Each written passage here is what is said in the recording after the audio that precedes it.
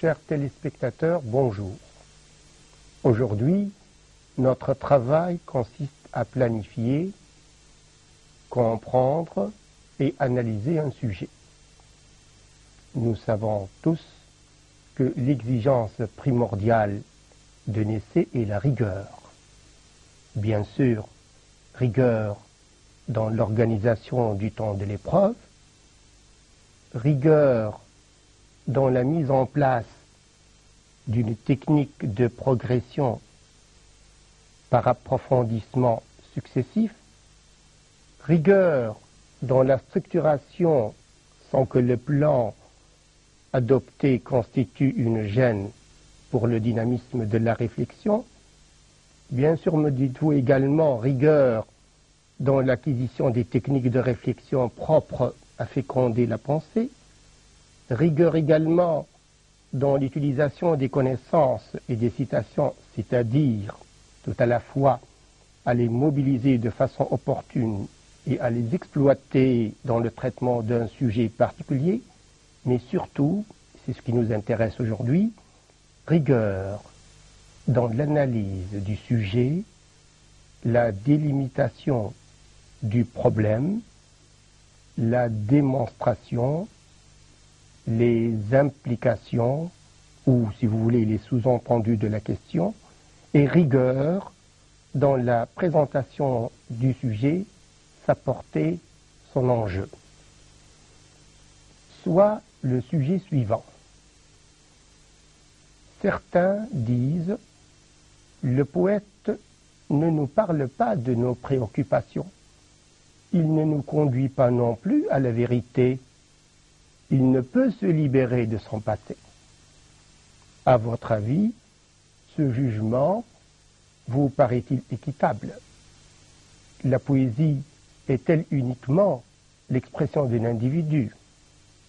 Vous développerez votre point de vue sur la question en vous référant à vos lectures et en appuyant votre argumentation par des exemples pertinents. Relisons le sujet, s'il vous plaît. Certains disent « Le poète ne nous parle pas de nos préoccupations. Il ne nous conduit pas non plus à la vérité. Il ne peut se libérer de son passé. » À votre avis, ce jugement vous paraît-il équitable? La poésie est-elle uniquement l'expression d'un individu? Vous développerez votre point de vue sur la question en vous référant à vos lectures et en appuyant votre argumentation par des exemples pertinents. De combien de parties est composé notre sujet? Nous avons l'affirmation. Certains disent le poète ne nous parle pas de nos préoccupations. Il ne nous conduit pas non plus à la vérité. Il ne peut se libérer de son passé. Nous avons par la suite là où les questions. À votre avis, ce jugement vous paraît-il équitable? La poésie est-elle uniquement l'expression d'un individu? Et puis nous avons une consigne. Et nous constatons que les directives qui accompagnent le jugement de cette catégorie de gens correspondent chacune à une exigence précise.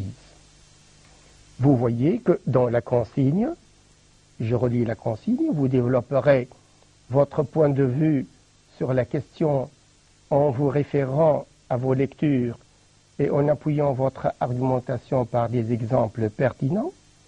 Dans cette consigne, nous disposons d'une grande liberté, mais on attend de nous une réponse rigoureuse, une réponse argumentée, une réponse illustrée par des exemples et des exemples précis. Et il est nécessaire de donner au développement une allure méthodique et de montrer que des illustrations diverses et des élargissements éventuels que nous avons complètement saisi la portée du sujet. Mais si notre liberté est grande, il faut nous garder de la convertir en désordre. Une telle consigne, libérale en apparence, nous oblige en fait à choisir une démarche et un plan, ainsi qu'à sélectionner nos idées en les groupant d'une façon homogène. Alors les deux questions que l'on pourrait se poser, la première serait de quoi s'agit-il? La seconde, de qui s'agit-il? C'est-à-dire qu'il faut traiter le sujet, rien que le sujet, mais tout le sujet. Alors le jour J, le jour de l'examen, notre préoccupation constante sera l'évaluation vigilante des limites du sujet lors du travail préparatoire. Nous éviterons de traiter un autre sujet que celui posé. Il faut donc se méfier d'une mauvaise interprétation de l'énoncé. Et on doit se méfier également du hors-sujet. C'est un moyen de mieux explorer le sujet lui-même, d'en définir les contours pour mieux en dégager l'essentiel. C'est toute une technique pour une bonne maîtrise des notions clés qui va nous permettre d'éviter les contresens majeurs. Reprenons le sujet. Certains disent « Le poète ne nous parle pas de nos préoccupations. Il ne nous conduit pas non plus à la vérité. Il ne peut se libérer de son passé. » À votre avis, ce jugement vous paraît-il équitable? La poésie est-elle uniquement l'expression d'un individu?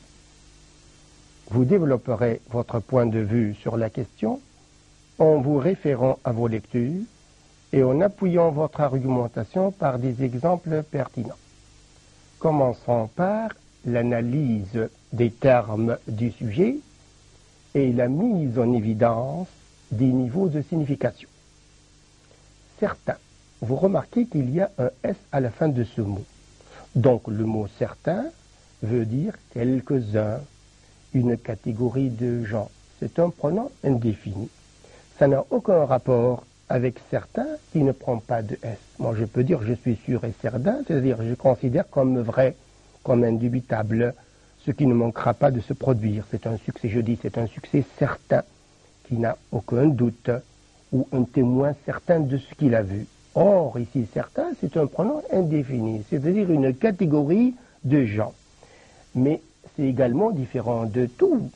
Ce ne sont pas tous les gens, mais un groupe, une catégorie de gens. Que dit cette catégorie de gens?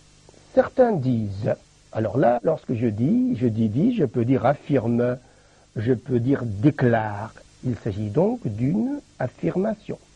Et nous avons les deux points, et nous avons les guillemets, que marquent ces signes de ponctuation.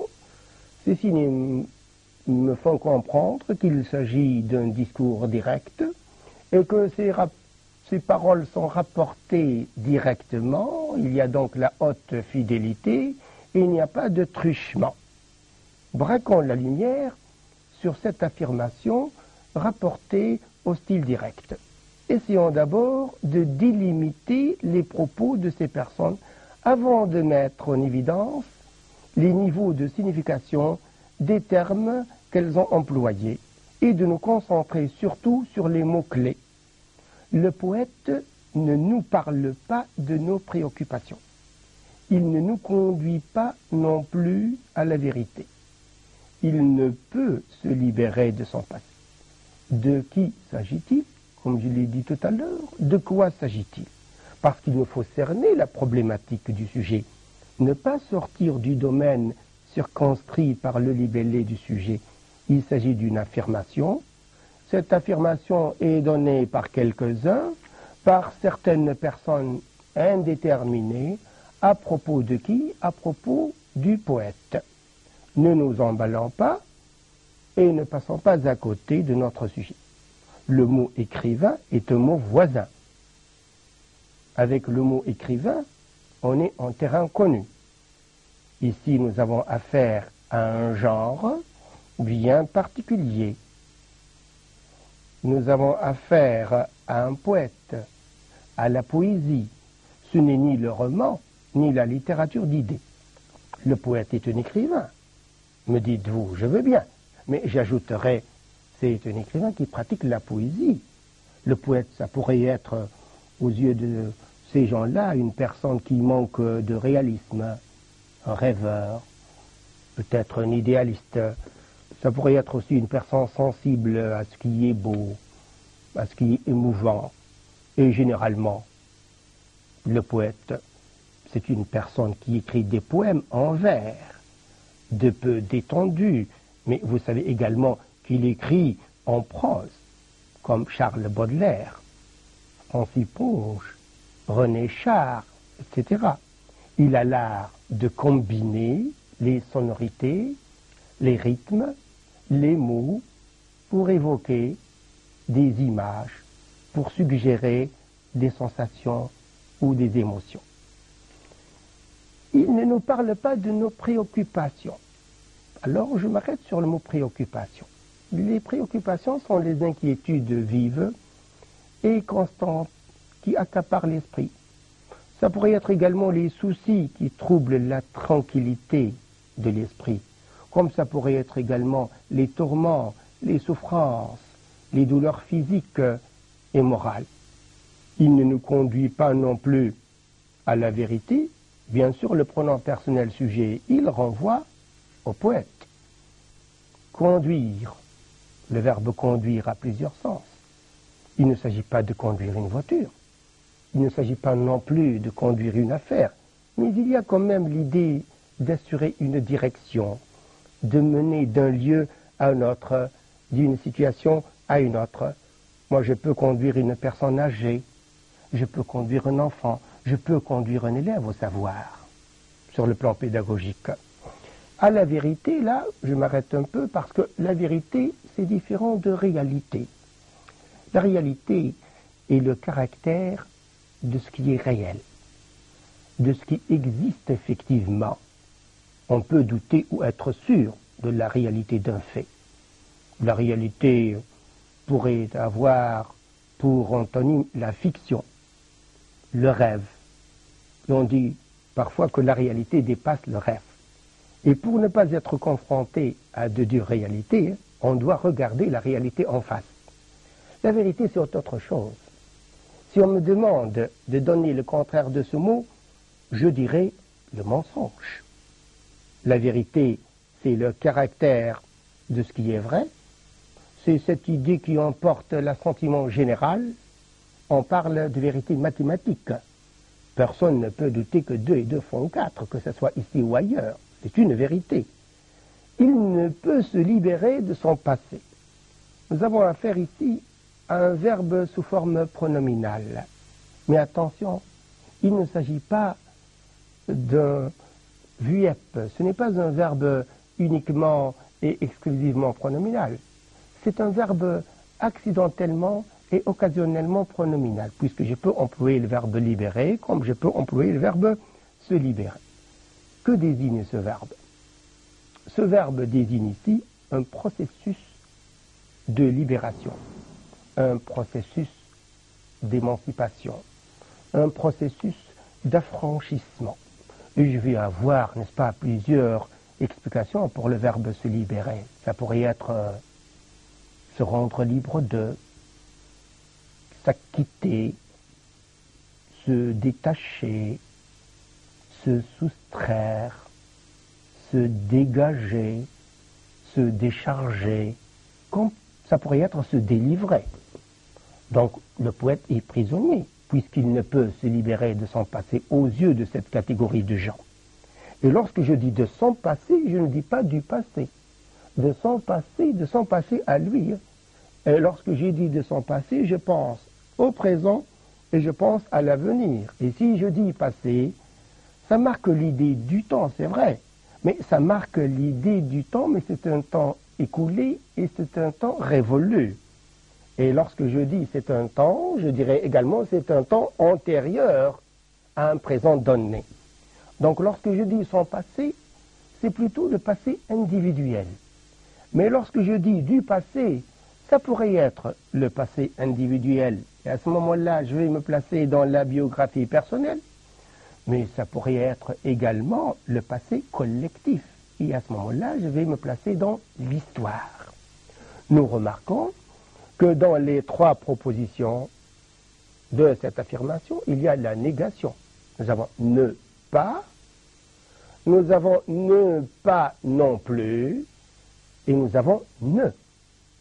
Nous verrons par la suite, lors de la recherche des domaines d'études où le sujet prend un sens, la valeur de cette négation dans l'affirmation de ces personnes. Maintenant, quels sont les mots-clés dans cette affirmation? Bien sûr, sans perdre de vue la triple négation. Nous avons le mot poète. C'est un mot qui demande au candidat le jour de l'examen de réfléchir et de s'exprimer à propos de ce qu'il a lu, de ses lectures personnelles dans leur diversité, dans leur étendue, celle qu'il a faite en classe avec ses professeurs et celle dont il a pris lui-même l'initiative. C'est autour du poète qu'il doit trouver le matériau de sa réflexion et les exemples dont il a besoin pour étayer son argumentation. Avec le mot poète, je souligne également les mots préoccupation, en rapport direct avec le verbe se libérer et avec le mot passer. Mais je n'oublierai pas le possessif sont, parce qu'il s'agit du passé du poète. Il ne nous parle pas de nos préoccupations, c'est-à-dire il nous parle plutôt des siennes. Et je souligne également le mot vérité. Venons-en maintenant à la deuxième partie du sujet, là où les questions. À votre avis, parce que le jour de l'examen, on pourrait avoir une seule question. À votre avis, ce jugement vous paraît-il équitable? La poésie est-elle uniquement l'expression d'un individu? La première question nous demande de donner un avis personnel. Un avis personnel sur le jugement de certaines personnes. À propos de qui? À propos du poète. La seconde, lorsqu'il nous dit la poésie est-elle uniquement l'expression d'un individu? Eh bien, la seconde explicite, si vous voulez, un peu l'affirmation et explique également d'une façon générale le désintérêt qu'éprouve une catégorie de gens envers le poète. Donc, quelques mots et expressions méritent réflexion. Le mot équitable, vous paraît-il, ce jugement vous paraît-il équitable? Vous savez, lorsqu'on agit d'une façon équitable, c'est qu'on agit selon l'équité, cela veut dire la vertu de celui qui possède un sens naturel de la justice, qui respecte les droits de chacun. Et j'agis d'une façon équitable, c'est-à-dire j'agis d'une façon objective, j'agis d'une façon impartiale. Je ne m'incline pas d'un côté ou de l'autre. Et le mot uniquement, c'est un mot très important. Pourquoi? Parce que ce mot suppose qu'il y a peut-être une autre manière, il y a peut-être une autre vision de voir les choses, que le jugement de ces gens-là est catégorique, c'est un jugement tranchant, pour ne pas dire provocateur, que l'on pourrait peut-être penser autrement. Et le mot uniquement invite à la conception du plan. S'il y a un autre moyen, une autre façon de voir les choses, sans nier toutefois la vision avancée dans le libellé du sujet. Et là, j'ai déjà le plan.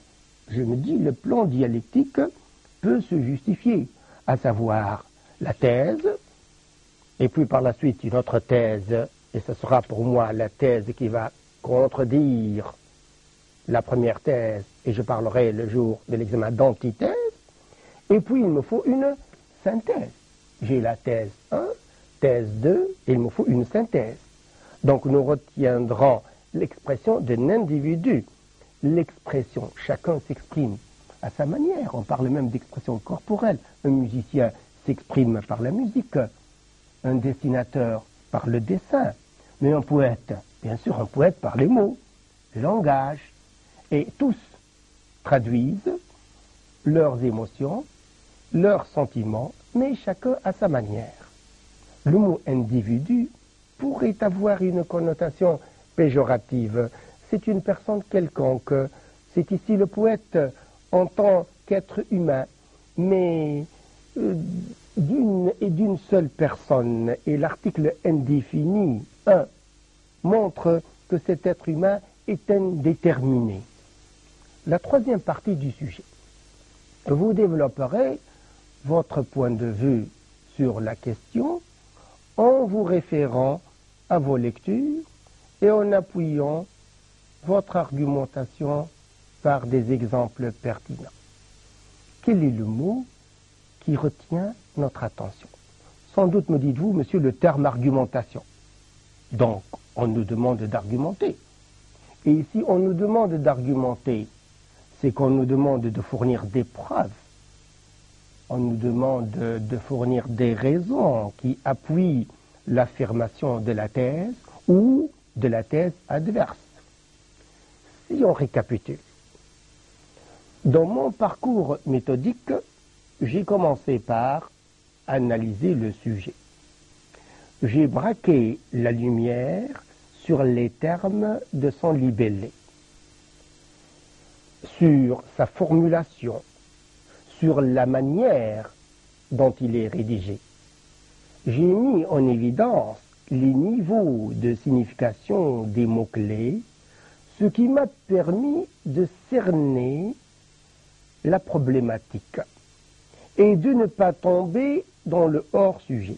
Car, comme je l'ai dit tout à l'heure, je dois lire le sujet, lire le sujet, lire le sujet. Je lis le sujet au moins 3 fois le jour de l'examen. Et je dois traiter le sujet, rien que le sujet, tout le sujet. Il ne s'agit pas d'un travail de maroquinerie, ni d'un travail de rapiècement. Ce ne sont pas des lambeaux. Non, il faut traiter le sujet d'une façon cohérente. C'est la rigueur dont j'ai parlé tout à l'heure au début de l'émission. Rigueur dans l'analyse du sujet, la délimitation du problème. Maintenant, quelle signification peut-on donner à l'énoncé saisi comme un tout et non pas selon ses parties ou les termes de chacune de ces parties? Car à partir de la première étape, je peux passer à la démonstration, je peux passer aux implications, je peux passer au sous-entendu de la question, aux enjeux du sujet. Quel sens retiendra-t-on pour chaque terme, mais cette fois en fonction de la totalité de l'énoncé? Relisons la totalité de l'énoncé. Certains disent, le poète ne nous parle pas de nos préoccupations, il ne nous conduit pas non plus à la vérité, il ne se libère pas de son passé. Braquons la lumière pour le moment sur l'affirmation. Laissons de côté la question et la consigne. D'après l'analyse des termes de ce jugement et d'après la mise en évidence de leur niveau de signification, quel sens peut-on retenir pour chaque terme? Mais cette fois-ci, en fonction de la totalité de l'énoncé, et nous ne faisons que braquer la lumière sur ce que disent certaines personnes. Le poète ne nous parle pas de nos préoccupations. Il y a donc une problématique, mais c'est une problématique sous-entendue.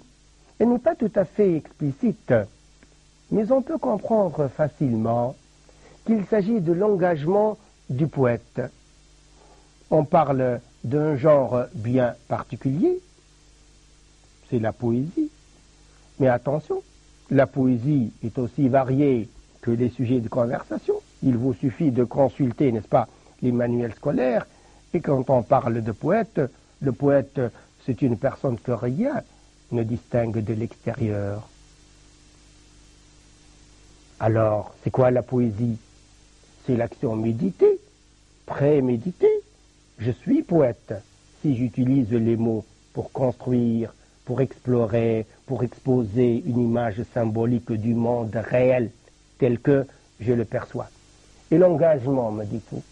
Bien, l'engagement désigne un processus par lequel je prends un risque. Je peux prendre ce risque tout seul, comme je peux prendre ce risque avec d'autres membres, d'autres poètes, d'autres personnes. Un risque au groupe. Si je prends ce risque au service de quoi? Au service d'un projet, au service d'une perspective dont la non-réalisation me semble insupportable. Maintenant, je peux me poser la question suivante. L'engagement du poète est-il utile aux causes qu'il veut voir progresser si les adversaires de cette cause ne voient en lui qu'un vague manipulateur de mots? Le poète ne nous parle pas de nos préoccupations. Aux yeux de certaines personnes, le poète, s'il ne parle pas de leurs préoccupations, c'est qu'il revendique le je et il revendique le moi. Et cette revendication, ces extases, ces tourments, les tourments de son âme, n'entrent pas dans leurs problèmes, dans leurs soucis quotidiens. Ils veulent qu'ils s'intéressent plutôt aux faits réels, aux événements, à l'histoire proprement dite.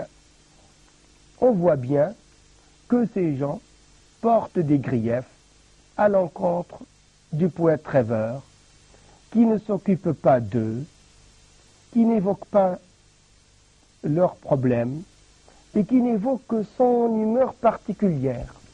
À leurs yeux, l'activité du poète est une activité obsolète, dérisoire, coupée du monde, coupée de la réalité. Ils attendent de lui écho, ils attendent de lui considération pour leurs préoccupations. Il ne nous conduit pas non plus à la vérité. Nous avons dit tout à l'heure, en analysant les termes de cette affirmation et en mettant en évidence leur niveau de signification, que parmi les acceptions du verbe conduire, il y a celle qui signifie assurer une direction, mener d'une situation à une autre situation supposée meilleure, et que, dans le mot vérité, on retient surtout l'idée de s'éloigner du mensonge, d'accéder à la lumière. Là également, il y a implication, il y a sous-entendu, et ce corpus pris dans sa totalité laisse entendre que ces personnes estiment que le poète, étant ailleurs et se portant volontiers vers l'inaccessible, vers le merveilleux, vers le fantastique, vers le mystérieux, ne saurait écrire des poèmes qui constituent un ralliement contre la pauvreté, contre l'inégalité, contre l'injustice, en un mot contre le mensonge. Il ne peut, à leurs yeux, jouer un rôle de tribun, ni un rôle d'orateur populaire, ni un rôle de leader, ni un rôle de guide spirituel de ses concitoyens. Et le verbe conduire est très révélateur. Il ne se libère pas de son passé. Voyons maintenant toute cette phrase, et non pas mot par mot. Nous n'allons pas reprendre l'explication des mots se libérer et du mot son passé pour ne pas tomber dans la redondance. Ce qui nous intéresse, c'est l'emploi de ces mots dans la totalité de cette phrase. Que peut-on comprendre? Et que doit-on comprendre? Parce que nous ne devons pas perdre de vue que nous avons une thèse à développer et que tout écrit, fût-ce un simple essai d'une heure le jour de l'examen, votre écrit doit avoir les caractères et les qualités d'une construction. Et qui dit construction, dit base solide, équilibre au niveau des volumes.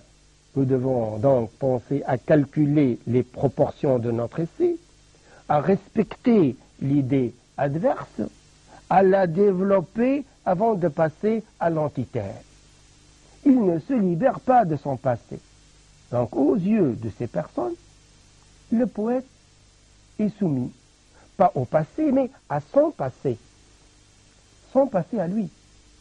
Il n'arrive pas à s'en libérer, il n'arrive pas à s'en détacher, il n'arrive pas à s'en affranchir. Il est pris, si vous voulez, dans les filets de son cauchemar, il est pris dans les filets de son rêve, de ses extases, des tourments de son cœur, de son évasion, de son ravissement, de sa sensibilité passionnée et mélancolique, de ses valeurs peut-être esthétiques ou peut-être de ses valeurs morales.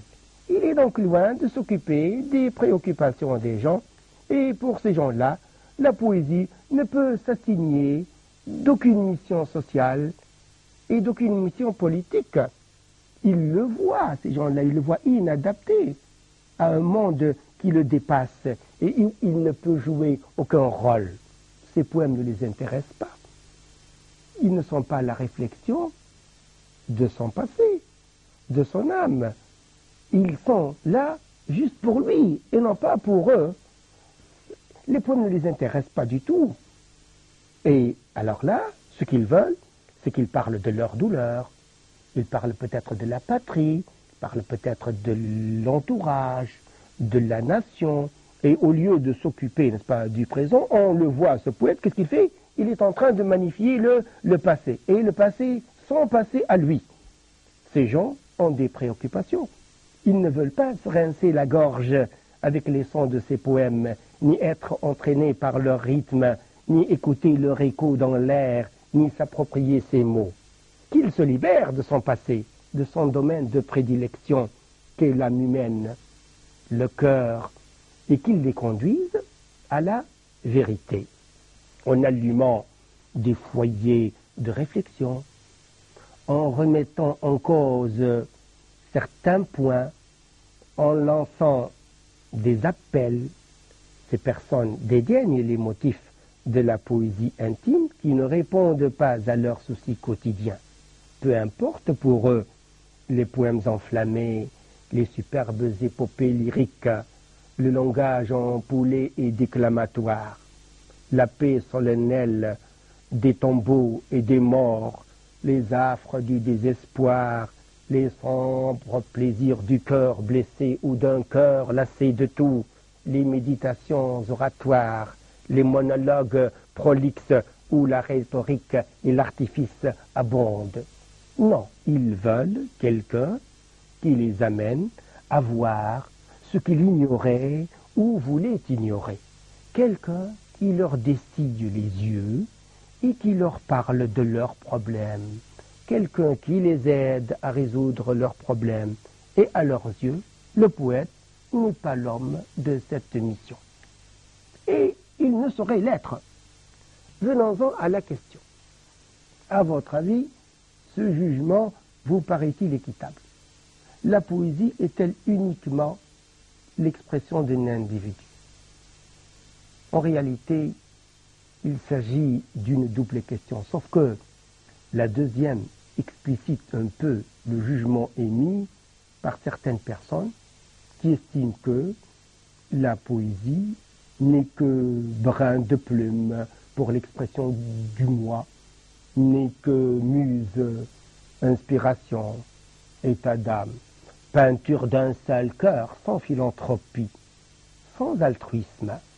C'est le jeu par excellence qui n'accepte de s'associer qu'avec la lumière, qu'avec les feuillages, qu'avec les fleurs, les oiseaux, les souffles d'air, la splendeur, peut-être les levées du soleil, peut-être la sérénité pénétrante des nuits d'été, même dans le deuil, le chagrin, le poète ne se plaint qu'à ses vers. Le mot uniquement, nous avons dit tout à l'heure, le mot uniquement sollicite le candidat à l'examen et laisse sous-entendre que la poésie pourrait être l'expression de la collectivité. Et cet adverbe fait appel au plan, comme je l'ai dit tout à l'heure, le plan dialectique, c'est-à-dire on peut penser d'une autre manière. Et puis, cet adverbe, éclaire également la première question. À votre avis, ce jugement vous paraît-il équitable? Laquelle question demande réflexion? Équitable, pourquoi pas? On peut penser comme ces gens-là. Toutefois, le jugement est dur, c'est un jugement incisif, et la question nous invite à penser à une thèse adverse. La manière de sentir du poète est-elle loin de nos préoccupations? Son intimité, sa spiritualité, ses aspirations peuvent-elles être semblables aux nôtres? Pouvons-nous trouver une résonance en lui? Peint-il les émotions les plus sincères chez l'homme? Parmi les valeurs qui sont au cœur de son combat, n'y a-t-il pas d'abord la vérité, où l'homme est la vérité? N'est-il pas à la fois un homme de recueillement, un homme d'initiation et un homme d'ensemencement? N'est-il pas alors au fond la conscience de la collectivité? Ne sert-il pas un certain nombre de valeurs? Et son action n'est-elle pas parfois militante? Sa conscience est-elle toujours tournée vers son être? Est-elle toujours passive? Et puis même s'il s'agit de son passé ne fortifie-t-il pas sa lucidité, sa capacité de détruire les mystifications, de dissiper les mythes, et de bien voir et faire voir, de ne pas se mentir et de ne pas mentir aux autres? La question est déjà analysée. Alors là, nous avons dit deux volets, c'est deux questions regroupées en une seule question. La deuxième explicite la première. Venons-en, si vous voulez, maintenant à la consigne. Vous développerez votre point de vue sur la question en vous référant à vos lectures et en appuyant votre argumentation par des exemples pertinents. Nous n'allons pas reprendre ce qui a été dit lors de l'analyse des termes du sujet et la mise en évidence des niveaux de signification. Rappelons seulement que nous avons affaire à une production. Et c'est quoi produire un essai? Produire un essai, c'est d'abord comprendre et analyser un sujet, trouver des idées, des arguments et des exemples, construire une argumentation. Lorsque je dis construire une argumentation, je peux dire choisir et élaborer un plan. Je rédige, bien sûr, je relis et je m'autocorrige, mais l'essai est avant tout un texte argumentatif. C'est un texte argumentatif, comme je viens de le dire, produit à partir d'un sujet, et non pas de n'importe quel sujet. Et notre sujet, comme nous venons de voir, comporte trois parties. Une opinion à discuter, présentée sous forme d'une affirmation. Et attention, ici, on pourrait vous donner le jour de l'examen une citation tirée du texte de l'examen. Une question ou deux qui peuvent éclairer le sens du jugement émis. Délimiter le domaine de réflexion. Orienter la réflexion. Je dirais même suggérer le plan. Et la consigne. La consigne, elle est là pour préciser la tâche à réaliser, la nature des exemples à utiliser. Donc notre lecture et notre analyse méthodique du sujet nous a permis de repérer les mots-clés, les mots essentiels du sujet, de nous assurer de leur sens et de leur valeur dans le contexte de la phrase, de déterminer le ton sur lequel le jugement a été formulé. Ces gens sont catégoriques, Il y a même de la provocation dans l'affirmation. Et grâce aux implications et aux sous-entendus que nous avons pu dégager des mots pris dans la totalité de l'énoncé, nous avons réussi à reformuler en une phrase personnelle le point de vue présenté. La question qui, dans notre sujet, comporte 2 volets, nous invite à plus d'attention. Elle nous montre que l'essai n'est pas une question de cours sur un thème. Elle nous invite également à discuter une opinion, à confronter des points de vue. Cette question délimite le champ de réflexion, pose d'une manière précise et explicite la problématique sous forme d'alternatives, de choix possibles entre 2 thèses et suggère par là le plan. Pensez-vous que ce jugement soit équitable? À votre avis, ce jugement vous paraît-il équitable? Ou au contraire que? La question nous invite à trouver la thèse adverse par le biais de certains modalisateurs, lorsqu'il nous dit « est-elle uniquement ». Le mot « uniquement » peut servir d'amorce à la discussion. La question n'oriente pas obligatoirement la réflexion, elle rappelle seulement qu'il s'agit de discuter un point de vue. Et puis la consigne, comme nous venons de le dire, elle est là, c'est la 3e partie. Son rôle consiste à préciser la tâche à réaliser. Son rôle consiste à nous montrer la nature des exemples à utiliser. Donc, pour récapituler, le candidat doit se référer essentiellement aux 3 questions suivantes pour vérifier s'il a compris ou s'il n'a pas compris le sujet. La première question, ai-je cerné le thème? La deuxième question, est-ce que j'ai bien compris le contenu de la citation ou de l'affirmation? La troisième question qui me semble aussi très importante, ai-je saisi le ou les problèmes posés? Et je vous remercie pour votre attention.